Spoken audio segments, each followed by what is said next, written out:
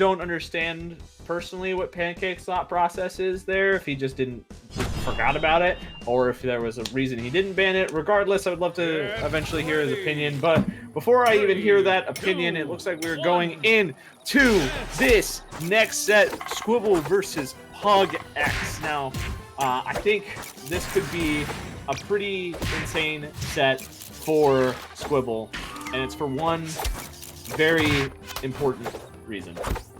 What's that reason? Pugx, very great player when he is on. We're seeing that right now, already 59%.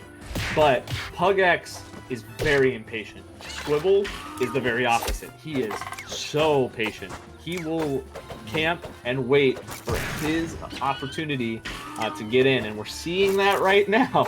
Yeah, I will say, I think Pugx got a bit better than that probably. Duke definitely still kind of struggle with that when he gets to those very high sort of percent situations for sure. Yes, definitely. He has improved a lot since Genesis in that regard, so definitely no shade at Pugx. He has improved quite a bit. Right. But it is still something that comes up from time to time, where you have to have your composure. And right there, he held his composure really well, responded to the not safe down tilt on the shield, and is able to get that stock. But Squible answers right back. Boom mic to the face. What is happening? But, yeah, is this on your end too, by the way, or we've entered the Matrix? Is this slow motion or? Yeah, no, it's just flat out slow motion. I don't know if this is a spectator thing because we're still playing, but yeah, it's slow motion. But I have to also just mention. All right, we're back. Okay, did you not see the teabag that Pugx went for when he got the teeter? I was so focused on the slow motion. I did not see that, but it's pretty funny. Oh, he went for the teabag. He has no respect for April, it seems. So we're seeing that a lot right now. Putting pressure on the shield, but not going to get a punish out of it. But he is going to get the strong dash attack into the short hop heavy up air. That's something new that I even haven't seen before. So really impressive to Pugx. Oh, no. Oh, and even more impressive is the up air into the snap. Dies at 70%. Oh, you can't DI it like that, baby. You can't do that. You died so early off of that. He really did. Just think of it like this. Nigel can't do that next patch. Yeah, very true. Or probably. I think in general of those up air strings, I'm not sure if well, another spectator D thing. I'm guessing that's what that slow motion thing was about. That's very weird, but anyway. Well, it looks like we are going to be going into the next game. I'm going to assume Pugx won that. Yeah, Pugx won that.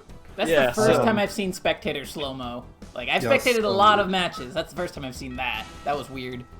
Right. And then, no, I don't think it was my PC. Like, I wasn't dropping frames on stream. Everything else was working fine. It was just slow motion. Yeah, very strange. So, a couple things I want to mention going into this next game. It looks like Apache actually beat out Leo in winter semifinals of this pool. Leo is in losers fighting CTEM, or CTEM. I'm not sure how you say their name specifically. ND beats out Fat Manatee, moving into qualifiers. And then it looks like we're going to have Tonto versus Quote in losers, as well as Pancake Mix versus Cactus Guy. Cactus, it looks like he is playing Oblina this time around, which is very interesting. Troco takes it over Toodle in losers. Bodhi D takes it over Troco, and now we're watching this set. This is a stage that I'm not sure how I feel about in this matchup against April. April, I think, benefits from the stage more so than Nigel, I'd argue. Yeah. I think this matchup, I see that it's more a threat for April if, Pugx managed to get the combos right. So far, we've seen, Squible kind of, up being sort of counter hitting out of those combo situations, making it very hard for Pugx to get them. Makes it very hard to get him indeed. Right there, we actually saw a bit of a punish drop coming out from Squible. He had the jab reset, but just didn't do anything off of it. I'm not sure exactly what happened there. And now we're having this game where both players are just not wanting to approach. Squible doesn't need to, but he does anyway. Caught on 4K. Yeah. it's the thing that just both these characters are so explosive, right? Neither of them really want to be the first to go in this situation, honestly. I just respecting, you know, the punish. Oh! Just like that, the punish. Speaking of that, Squible gets his chat on Pugx. Husband's last stock has 4 left. Yeah, it's looking pretty bad for Pugx right here. I'm not gonna lie to you. Oh my god, Pugx must be full of stuffing right now because he went to fucking Build-A-Bear Workshop. Pardon my language, excuse me, but oh man, got caught up in that moment. That really was just that really great Build-A-Bear combo that Squible is known for. But Pugx also known for combos of his own, gets the up air into the snap. We're seeing clean up those stocks really quick, and we might see it again. Doesn't get the snap though. I think in those combos, some situations I'm noticing that Squible kind of just drops the punish there for Pugx. But sometimes in those combo situations, I feel like sometimes in those situations where Squibble's not getting the optimal DI on those combos, kind of just he's focusing more on trying to upbeat out of the combos, which I think Pugx took advantage a couple of times. Those very early kills on the snap last game and the game before. Yes. That's all I have to say to that. Yes. Eloquently said. Eloquently said. Right. I mean, there's not much more that needs to be said. I mean, you said it absolutely perfectly. And we're going into game 3. I'm curious to see what stage we're going to go to this time, because I've stated before that is not a stage you ever want to go to against April. Too much benefit. Even though Pugx right near the end started doing really well and started adapting, it was a little too late by then. So I'm excited to see what stage we're going to go to. I have a feeling it might be Rooftop or Urk and Armada. Kind of depends. Yeah, I think both of those stages will be pretty good for just interrupting the crazy punishing game that we saw come out on a completely flat stage of Harmonic for Squible. I think that's kind of a crucial thing you want to do here. Yeah, and Squible, that's the reason he loves that stage, is because the one thing that separates him from other Aprils is he really takes advantage of April's dash attack and uses it in a very impressive way. To a way where he's able to get the absolute most out of the character that not a lot of other Aprils are able to do.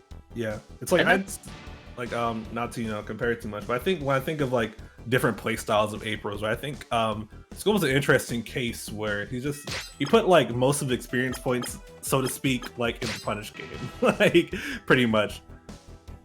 So I think it's like it's not as completely nuanced in the neutral side of it, but at the same time, though, when your punch game is that hard hitting, it can be just very difficult to fight against. Very difficult, indeed. But we're gonna have to see how Mr. Pugx is able to respond. Maybe we'll get a game. Maybe we'll get a game 4 out of it. We're definitely gonna get a game 4 out of it.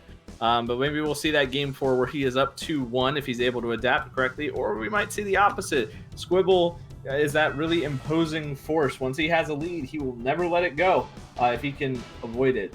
And and that just goes back to strong neutral from him. Also, why is he named 6-minute timer? What? Oh, he wants a 6-minute timer. That should be clear. But this might surprise you. This is not winners quarterfinals yet. This is still best of 3. Yeah. Oh, yes, you are correct. This is a best of 3 situation, so we are getting a game 3, but hopefully there will be a game 4 in my heart of hearts.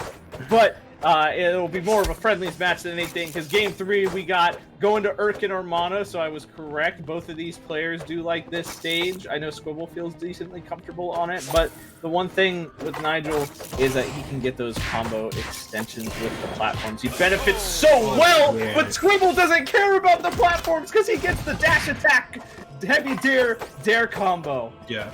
I think this is a funny thing saying Squible doesn't care, but I think he's a player that's kind of like that. He doesn't care what you're planning to do. He's going to run his game plan. It's going to find a way to make sure to prevent you from running yours. That's what we see right there. At the same time, they'll Pugx stacking a little bit of damage.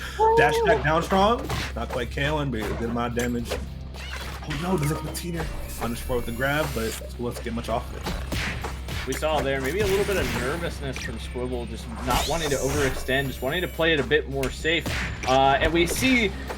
Oh man, we see the snap, doesn't get a huge punish out of it, but goes for it, just barely misspaced it. He had the right idea though. Yeah, most definitely. We see back in neutral. We're now back in this thing where we see Squible just really abusing Strafe, but doing it in a way that really keeps somebody guessing. The one thing about Squible to note is sometimes he'll be caught up in strafing so much and he gets killed for it. Yeah. But we're seeing him get that under control right now, and under control it is because he has a two stock lead. He is still on his first stock, but of course, commentator's curse. Yeah, for sure. I definitely need to find that right now. It's getting some up airs, okay. Get my momentum on him, but the up B, I'm sort of. Oh wow, what the? I was saying up B counter is so crucial, but at the same time, though, it led him to get hit by that up strong. Yeah, Squible got caught sleeping there a little bit. Recovered a little too high, but Pugx is able to bounce back and answer accordingly. One thing about Squible, though, that I have to mention is we don't see him do his neutral B very often, which is the I don't know the exact name of the move, but we don't see him use a microphone very much. I think it's called ratings. Yes, ratings. So we don't see him go for ratings very much, which I'm curious as to why, because he would really get a whole lot of usage out of it, but he's still up in an entire stock. Yeah, honestly, just think it's just Squible just sticking to his game plan. I think that's kind of one of his strongest suits as a player. Just even though it involves like ignoring a couple of tools, at the same time, though, we had like so explosive on a couple. I mean, do you really need that? Definitely. One thing I want to mention, and that is going to be game. Squible is going to be moving on in this bracket. Pugx is going to fall into loser. Squible just really put up a hell of a fight, but Pugx did not go down. Did not go down without a fight either. He went down kicking and screaming, trying to get his way back, or snapping, if you, depending on the person you ask.